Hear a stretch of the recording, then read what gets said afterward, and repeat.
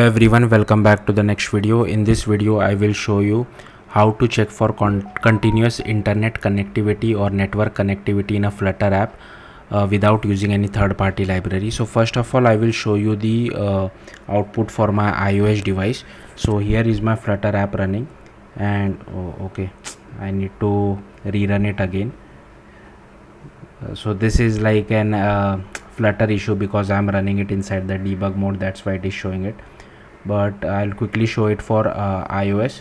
Now I won't be able to show it for Android because my MacBook does not support USB for Android, and if I can connect it via internet debugging, like the Wi-Fi debugging, but like if I disconnect my Wi-Fi, then it will also get disconnected. But anyways, I will show it for iOS. So here also don't test it on the simulator or emulator because it causes lot of issues. So I will highly request you to test it on a real device. So here you can see I'm getting this text as connected because I'm connected to my Wi-Fi. So I will disconnect it from my Wi-Fi, and here you can see the text got changed to not connected.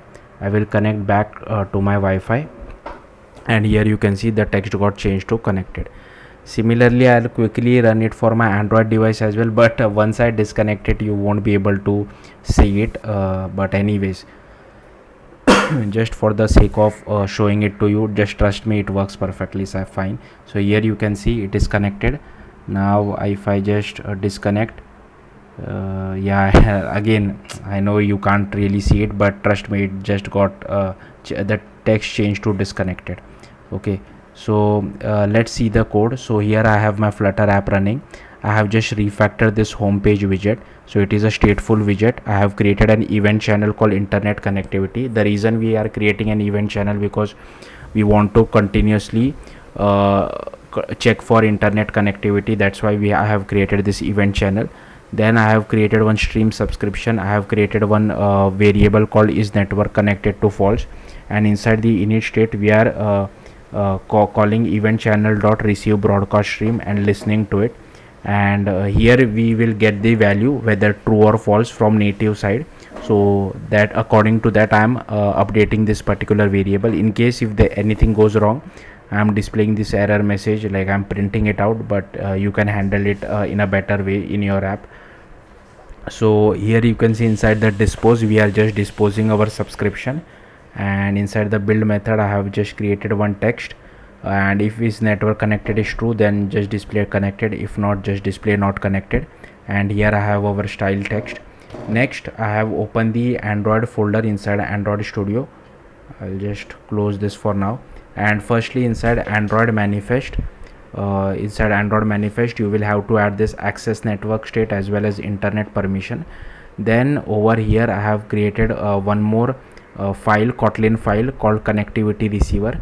So firstly you can add all these imports, and you will have to change the package name to whatever is your own package name. In case if you don't know your package name, you can just go to your main activity, this is your package name, use the same package name over here, copy paste all these imports. And here I have created one class called connectivity receiver. It takes a context. Here I have created one mutable live data so that we can change this particular variable depending on whether you are connected to the internet or not. Then we are calling this register network callback. So here we are getting our connectivity manager, and here I am checking for transport cellular as well as Wi-Fi.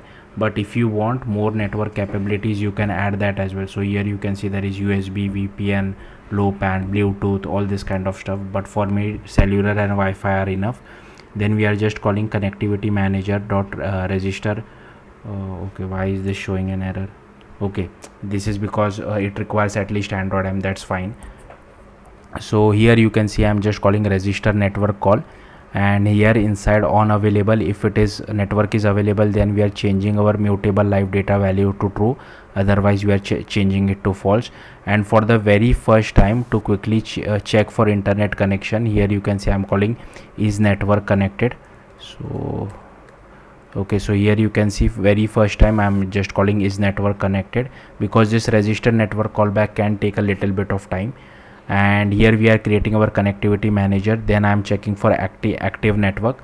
Then we are getting network capabilities, and depending on whether it is not null or not, then we are just calling transport cellular as well as transport Wi-Fi.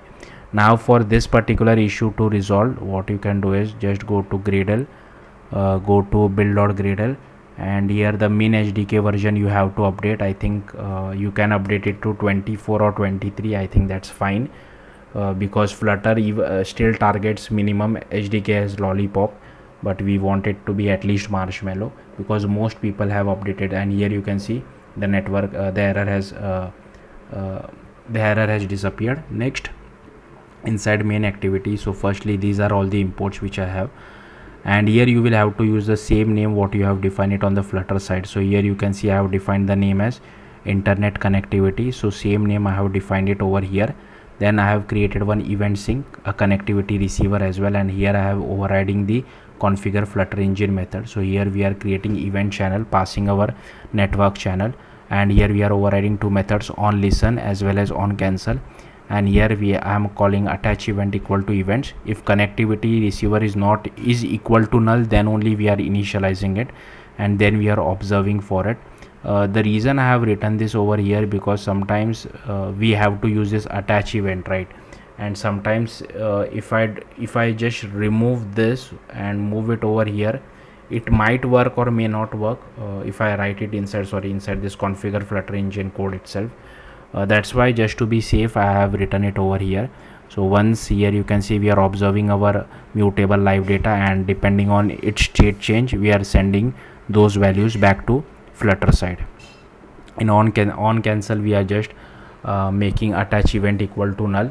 If you want, you can make your connected receiver equal to null as well, but I think that's fine. Then for the iOS part, what I have done is that I have opened the iOS XE workspace inside Xcode of our Flutter app.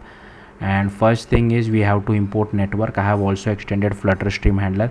Then I am using the same name which we have defined it on the Flutter side, like the internet connectivity. Then I have created one event sync, and I have created one dispatch queue called monitor. Then we have created one controller, and we are passing that controller's binary messenger to our Flutter event channel. And here the set stream handler is equal to self, because we are extending that. Then we are overriding two method, on listen and on cancel, because we are extending Flutter stream handler. And here we are assigning event sync equal to events and event sync equal to null. Only once it is assigned, I am starting to I start listening for our network connectivity. So that's why I have written this over here, but I am initializing it at the very start. Like here you can see I am initializing it monitor dot path update monitor, and here as you can see, if it is satisfied, that means you are connected to internet, otherwise you are not connected to internet. So yeah, that's it. Thank you for watching. Bye.